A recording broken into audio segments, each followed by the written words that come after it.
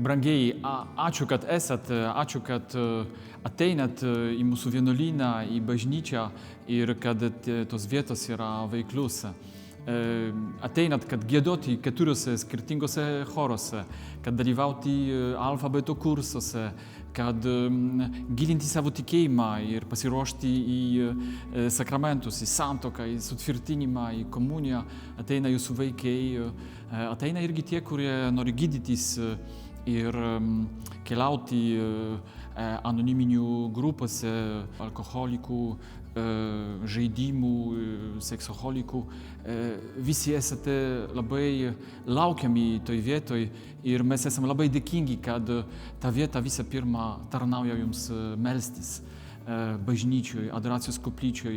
Jūs ateinat melstis ir jūs mokat kitus melstis.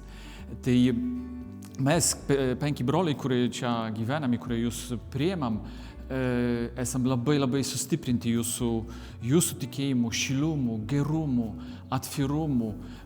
Tai tikra laimė mums būti čia ir būti kartu su jumis. Ta vieta reikalauja iš tiesų pagalbos materialinių priežiūrų ir jau šįmet mes realizavom naują apšvietimą Jono Paulo II saloje, pakeitėm kilimą koplyčioje, padarom iš tiesų naujas duris į Šantakalnių pusę ir daug skirtingų mažų darbų.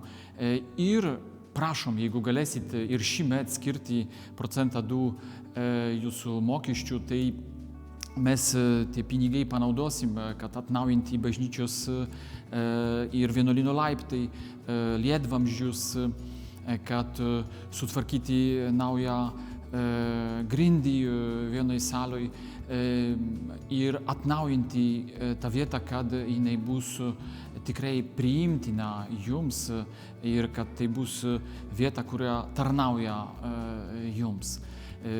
Ačiū, kad tas vienuolynas yra jūsų namas ir dėkojam už jūsų pagalbą.